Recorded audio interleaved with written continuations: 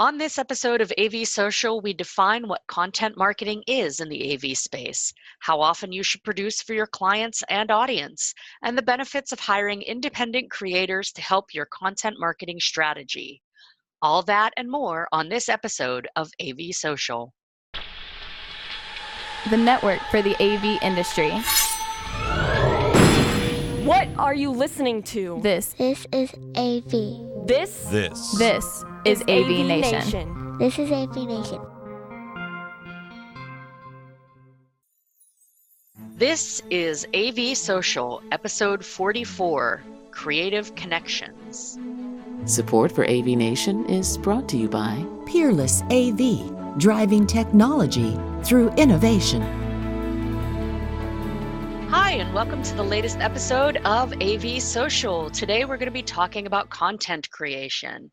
From blogs to podcasts and videos, the rise of content marketing makes every business a creator.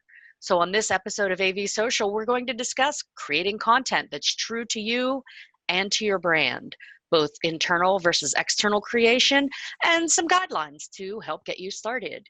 I am your host of this episode of AVSocial, Dawn Mead. My lovely co-host, Kelly Perkins, could not be with us today. We miss you. Hi, Kel.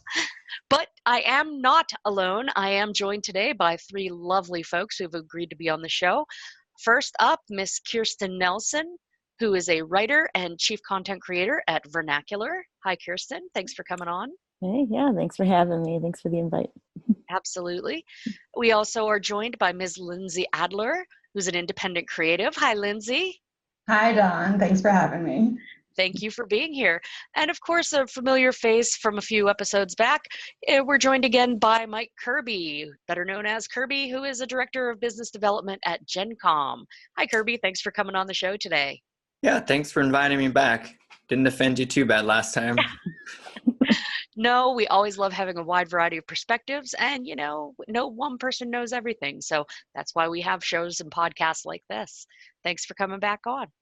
So let's just start off the conversation and define what exactly is content marketing. Kirby, you spoke last. Let's start with you. Yeah, sure. So what we found is we typically were going after clients in a very shotgun approach. So we just created content and hoped people would watch it or read it. And we realized that we were spending a lot of time and money and not getting results. So what we really are doing now, what I think content marketing is anyway, is we're really trying to hone in and go, who are our target markets, whether it's K through 12, who are the exact clients we want to meet with in K through 12, and what are their problems? And now we create content very specific for those roles, for those titles, and sometimes even specifically for a couple of people to really get their interests. Okay, great. That's a great approach on how to use it as an integrator, as a user. Kirsten or Lindsay, either of you, jump on right in. You are the creative types. How do you define, or how have you used content marketing? Yeah, content marketing, I've enjoyed in the AV industry the opportunity to create some of it for some of our wonderful companies in the business. And content marketing is it's basically a way that someone can help people find you on the internet. So if they're Googling, in their locale, Google kind of helps with this, helps you, find people. And if you could do your SEO properly, that also helps. But basically, if someone's asking a question, what kind of projector do I need for my conference room? Or why does my conference room sound like an echo chamber? Then if they stumble across your answer to that question, then you look like an expert. The company looks like an expert. And if that person ends up kind of being on your site, finding other valuable content, it builds trust. So it's kind of the cultivation of an expertise. It's not about mentioning hardware or technology. It's about saying, hey, end user, hey, end customer, this is the issues you're having. Here's some perspective on it for you. And oh, by the way, we're experts on this, and we can probably help you solve these problems. So that's how I would sum it up. Lindsay, anything to add with that? They both defined it much better than I would have. So thank you guys for going ahead of me there. To me, content marketing, it's almost a confusing question, because to me, content is marketing. Or I kind of think about it in terms of what it is not. right? So like it's not advertising, right? It's not static blasting information into people's faces. It's not clickbait. It's not shamelessly plugging your brand, right? It's telling a story that usually follows a buyer journey, a narrative, and it's an informational journey that helps inform people's decisions and engages them and helps drive them to act. I love that. I was going to mention after Kirsten talked, I read something recently that, we've gotten to become in an age of everybody's an expert. And, 5 years ago, when we all sort of started this journey with content marketing and blogging and even podcasting, it was to establish ourselves as experts. Now, anyone with a WordPress can say they're an expert and write blogs, whether they're accurate or not. So I love that idea of taking what we do and making a narrative of it, telling a story that brings people in while demonstrating your expertise. So that's great. Thank you. So I guess we'll start with Lindsay. What reasons would you have for developing a content creation plan? I mean, we all, blog and podcast willy-nilly, it seems sometimes. And, getting to the structure of it. How what do you think the reasons are there? Or what? Yeah, well, the structure is exactly it, really. And it's the same reason that you would build a marketing plan in general, right? Is, willy-nilly blogging and podcasting is fun, but you want to be more strategic about it if you're doing it for business purposes, right? And when we talk about storytelling and narratives and buyer journeys, content can be very small little bits along a much bigger story, especially when you're communicating on the internet, right? People have very short attention spans, right? So content can be a photo, an Instagram post, right? Any little tidbit of information, or it could be a full-on podcast or webinar or white paper or ebook or whatnot, right? And I really think of it as there are little micro steps along that whole journey, right? And having a cohesive plan from the outset, I think, has obvious benefits when you're telling that broader story. And bringing it back to the AV space more specifically, people typically, we generally have pretty long buying cycles comparatively to other industries. So again, I think that just really demonstrates how important it is to have a structured plan of helping people get from one step in their journey to another one. Right. Kirby, I'll go to you next. Since you are business development, this really falls under your purview. Is the content creation plan a huge part of what you do, or what's the value there? Give us an insight from your end. Yeah, absolutely. So for us, it's kind of a two-way street between sales and marketing with the content creation plan. So we'll get the plan. Typically, we plan about a quarter in advance.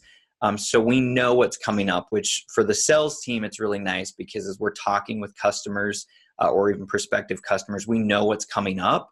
And so as they go, hey, we have this issue, I know ahead of time, we're going to put out a piece about that, wait a week, let me get you this piece or whatever.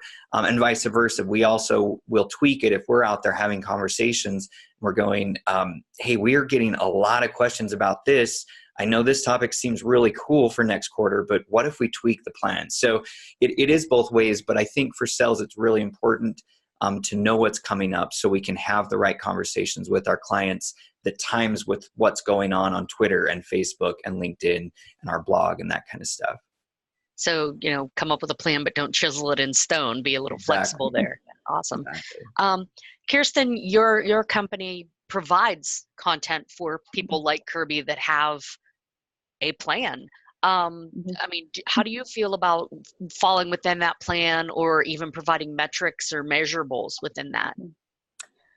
Yeah, I love it when they have a plan because that means they've thought it through, and I think, like Kirby's saying, the best plans are the ones that are formed based on what your customers are asking for, real time or over the long term, or like Kirby was saying earlier, when you start to really identify which customer you're trying to get right now. It's kind of fun to sit down and go, okay, well, what are they worried about right now? What are some, and then topical stuff that they're having, whatever they're going to be Googling, put that in your plan. Whatever inquiry they're going to put out there, make that part of your structure. And then, like Lindsay was saying, think about that buying cycle. Which little pieces of content might they discover as they become more educated, or maybe as they buy that first projector and try to do it themselves. What's the next piece that might lead them again back to you after they've maybe made an error and need a professional. So yeah, I think. But on the metrics thing, I think that's the part where I would lean on the actual organization themselves. If they're keeping the metrics, the analytics for their own click-throughs and stuff like that. But yeah, so that's, luckily for me, I just help tell the story. Okay. and I actually, I've been given SEO keywords too when I write stories. Sometimes those are handed to me with the assignment. Like, just plug this in so you can keep track. And yeah, exactly. There's a couple of people who've asked me to kind of, it's been interesting as a writer to just sprinkle those words in as often as possible, and throughout the structure of the piece, to go with SEO. So it's kind of right, but to try to keep it organic and not the old days of hashtag and putting in a bunch of words just for meta purposes. Exactly. So, I mean, it's interesting in my career doing marketing and doing content creation, metrics has been a big topic. Like, every boss I've ever worked for, okay, you can write your little blog or you can do your little podcast, but how do I know this is working for me? What's the value of this to my company? Where's the proof, the ROI, the numbers that show me that this is valuable? I guess this question's for really any of you. What metrics are there that we can take to those bosses and say, look, we're making an impact here? Is it number of click-throughs, as Kirsten mentioned? Is it page views? Is it follow-up calls with your sales department? What do you see as the most valuable metric to know your content marketing is having an impact? Kirby, Lindsay, want to jump in?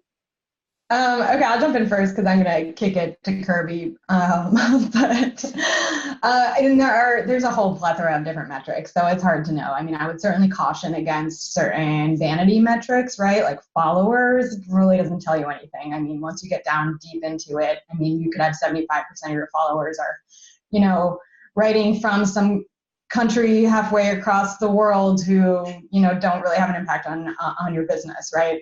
Bots. Yeah, exactly. But certainly engagement with your content, I think, is a big deal, and that can be as simple as how long do people watch a video before they clicked it off. And the same thing goes with page views. Duration that people spend on your page, I think, is a really key metric. And let's see, actions that they take, whether it's, the click-through rate or sharing it or favoriting or whatnot. And when you get into those metrics on social media, for example, those types of metrics are what's going to inform and are going to inform the network really to, boost your post even further, right? Oh, right. So what I was going to kick to Kirby, I think that he could probably speak better about too, is that you can take a much longer term view in terms of shortening deal cycle, for example, right? And I think he can speak more along those lines in terms of like direct sales metrics, right? There supposedly you can shorten deal cycles, and also the higher sales rate, right? So bigger deals, less deals, more deals closing, shorter close rate, for example. So, I mean, there's really so many different metrics, especially if you're doing marketing automation tools, right? So open rates are one thing.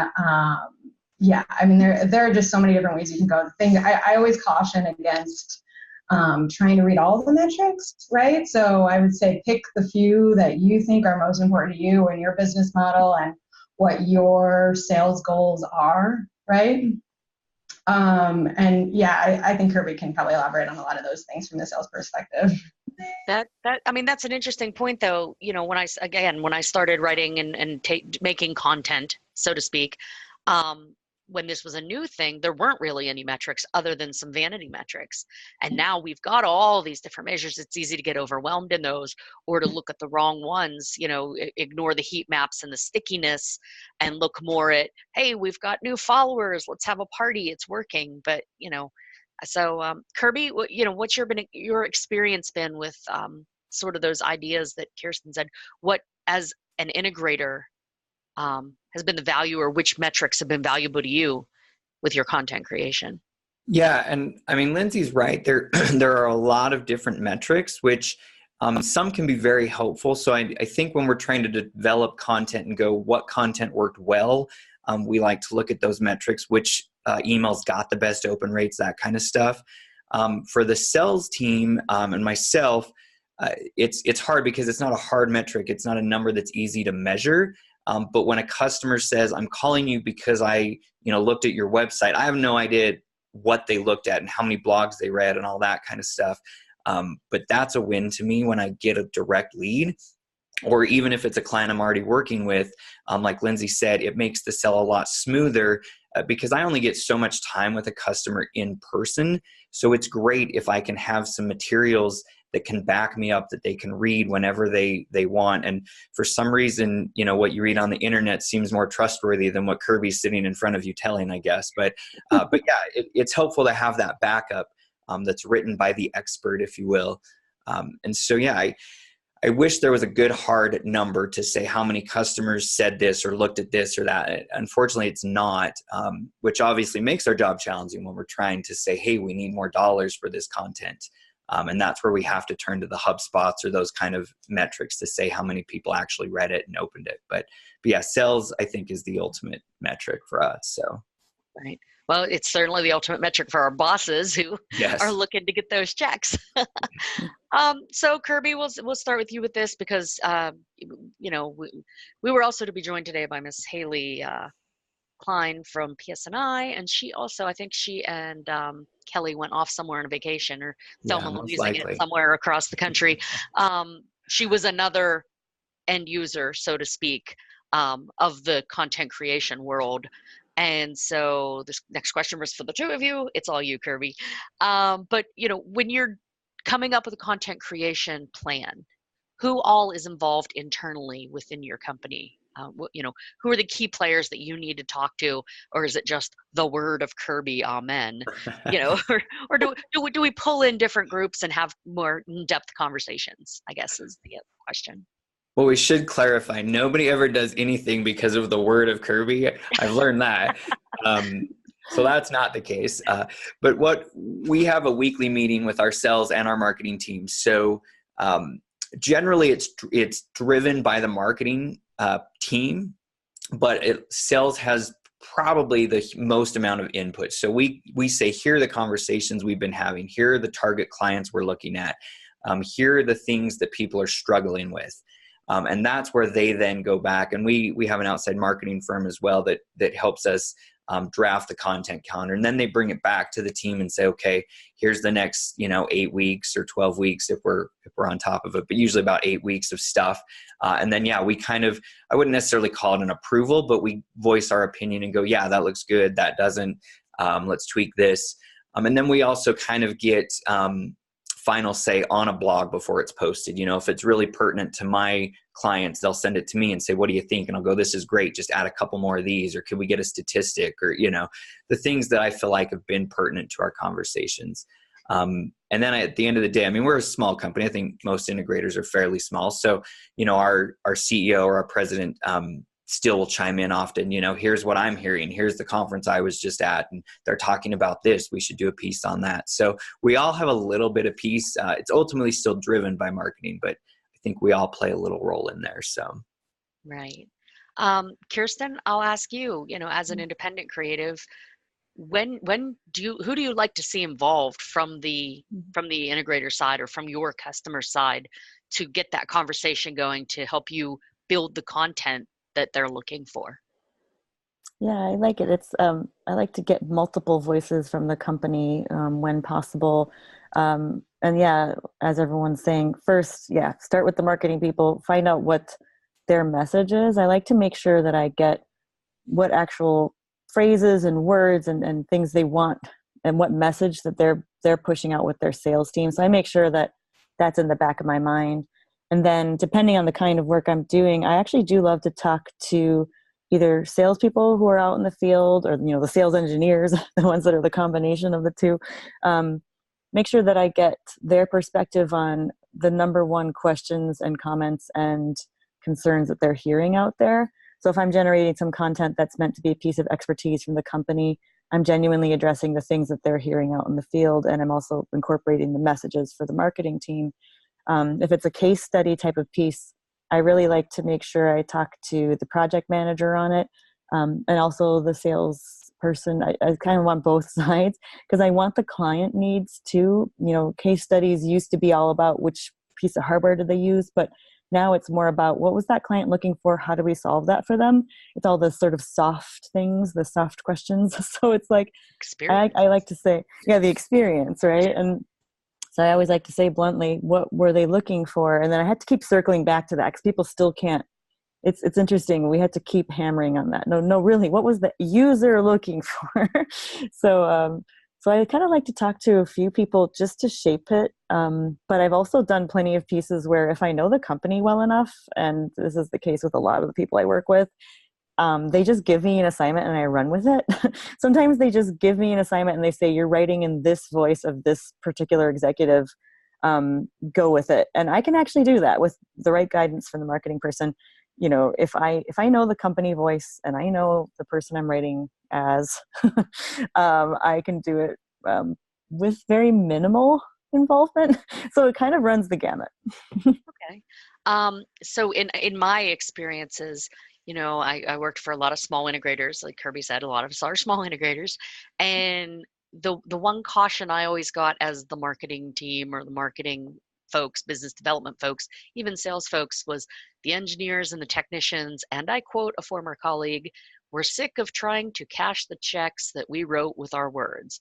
So, trying to make things happen that we sold or that we promoted, that they then have to turn into reality if we misspoke or we overhyped something.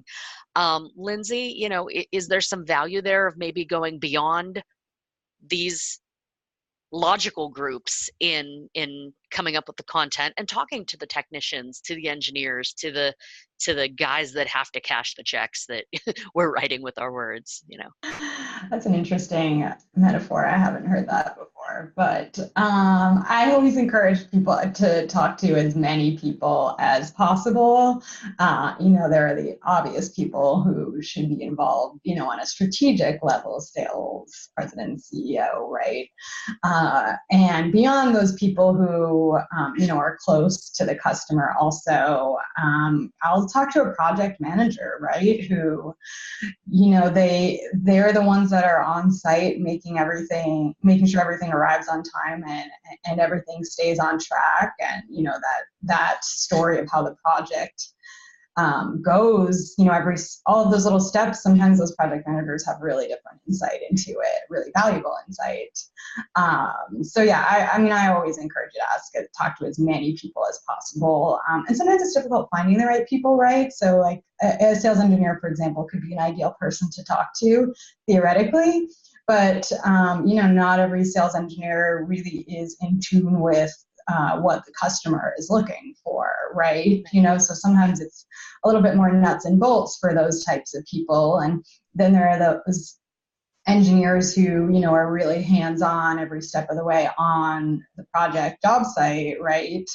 And some of those people are just more well-spoken, is quite simply, right? So it's kind of identifying who can speak marketing speak, right? Who can speak the language of the customer and not get lost in the specs.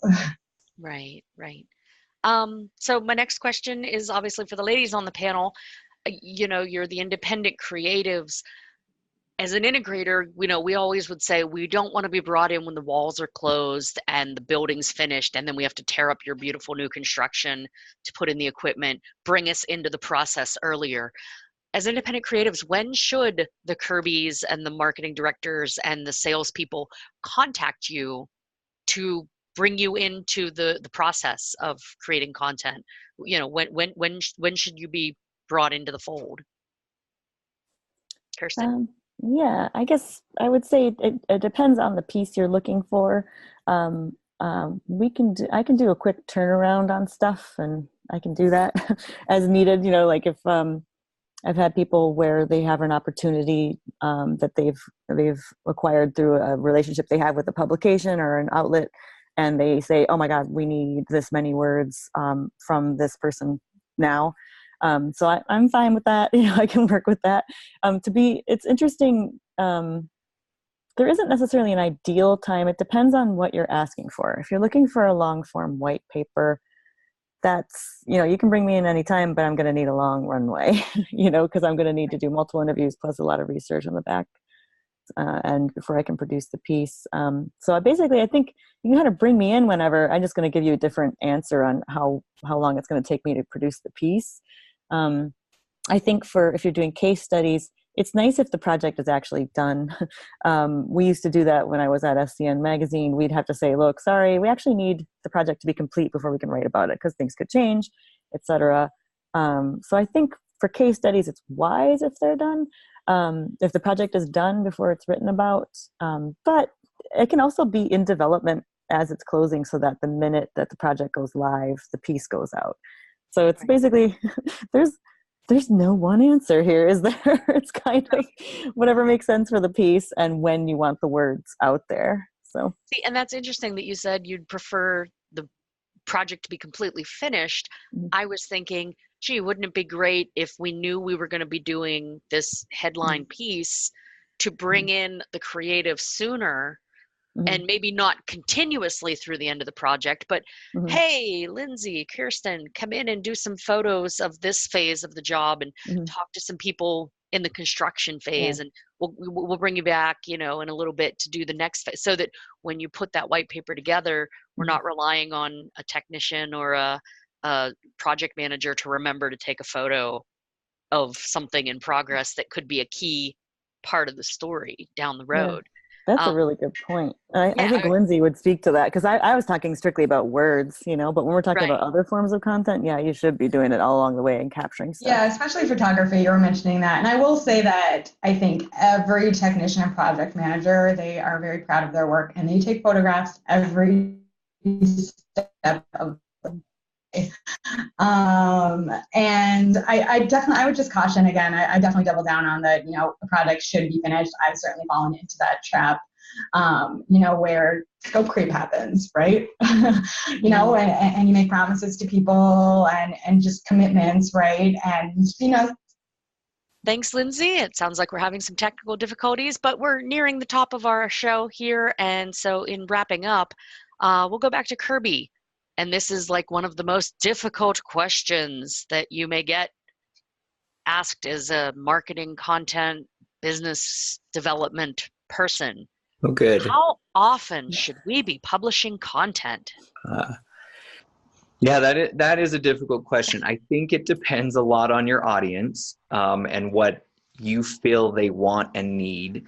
We do, as I would imagine most, we do some targeted outbounds. So like emails, we try to keep those very minimal. We focus on just a couple of verticals. So we try and do one email per quarter for each vertical because we don't want to inundate people and have them unsubscribe.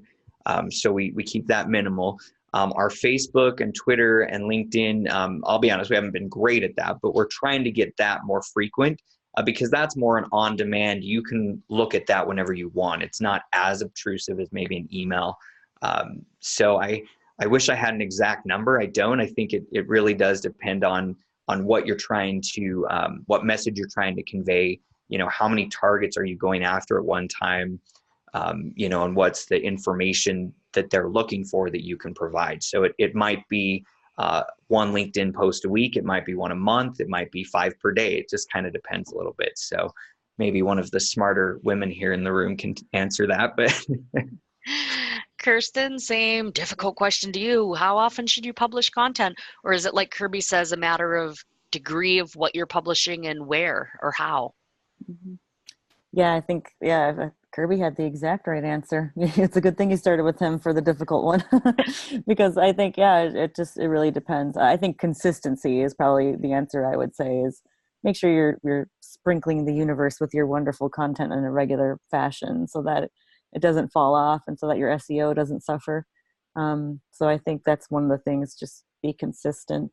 And once you've chosen your pattern. Yeah. Would you say consistency in general or consistency on single platforms? Because I know some companies and organizations, they have a LinkedIn and they have a Facebook page and they have a Twitter and they have, all these various sources.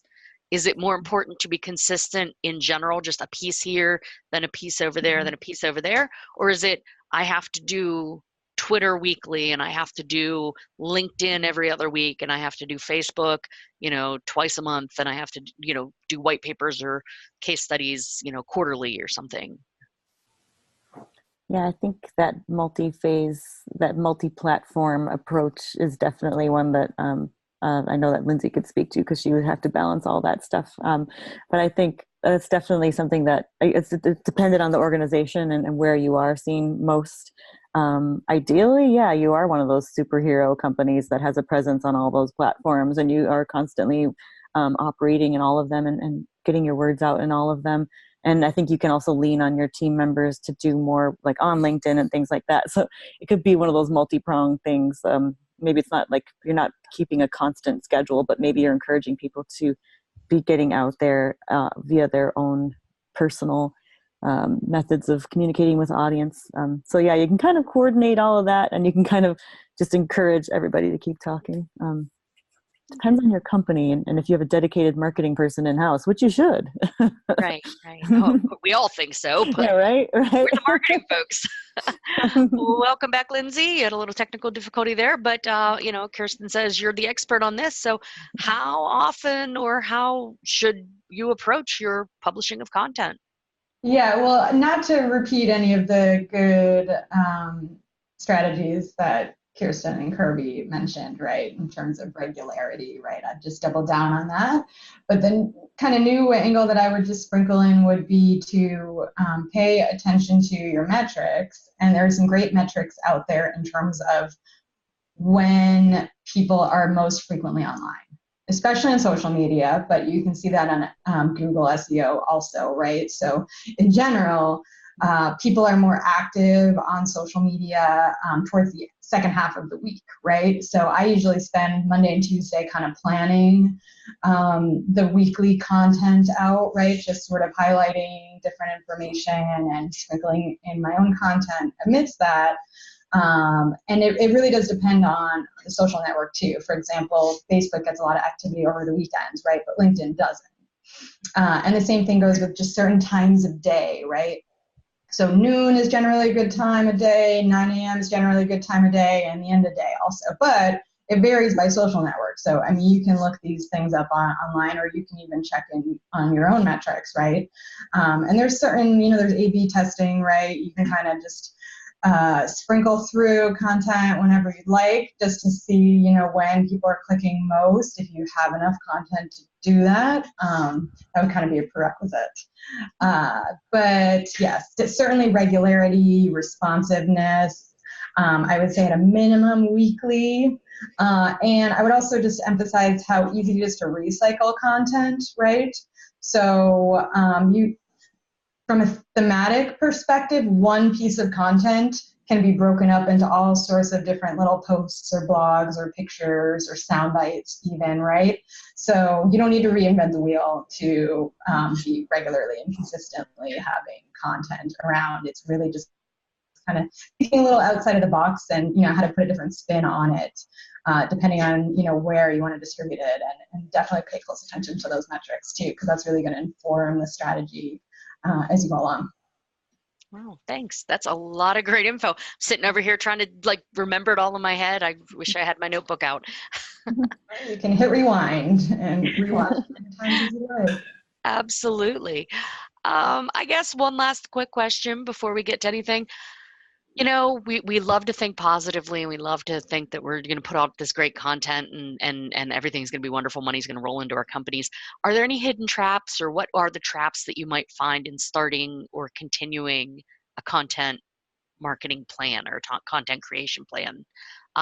Kirsten, let's start with you. What have you come across any other than writer's block? Yeah. Yeah, I think, well, one of the hidden traps might be you might get too obsessed with the metrics and too obsessed with SEO and lose sight of who your company is as a brand. I think most importantly, remember who what your brand is and what your voice is out there, and make sure you can stay true to that. You don't have to get too complex with things. You can just remember who you are out in the marketplace and keep asserting that. So yeah, don't get too caught up in the measurement and metrics. Stay personal, I think, would be a big thing. And then yeah, don't let that editorial calendar, don't let it slide too much. I think some people make a concerted effort and then there's a team change or there's not enough buy-in from the sales team, and basically someone goes, why are we still doing this? And then it just falls apart. Don't let it fall apart. Maybe even if you have to downshift a little bit, try to keep that voice out there, like Lindsay said, a minimum of at least weekly. Right. Great. Kirby, what about you? What hidden traps have you encountered with the content marketing world? Yeah, I think a couple things. I agree with Kirsten. Definitely don't let the calendar slide and forget about it. But I'd add to that, like we talked about before, don't chisel it in stone either. I mean, we are in technology. We see every day a new announcement about something cool that's coming out. So, our clients are really in this dynamic position, if you will, that their needs are constantly changing based on the technology available as well. So keep that fluid and open conversation going so that we can adapt quickly. And the other piece that we fall into a lot is we forget all the industry vernacular we use and the terminology, and that's not what our clients are using. And so that's probably been one of our biggest traps, is trying to remember, let's speak to our clients in the language they understand, not the language, we use all day. We talk Dante, AVB, all this stuff like that. Some of them have no idea what we're talking about when we say that. So, right. Okay. So far we have be yourself, but be what your client needs. And we have you be strict to your calendar, but be flexible. So Lindsay, any other balancing acts you want to give us in this traps of content marketing? Yeah, and there are landmines everywhere.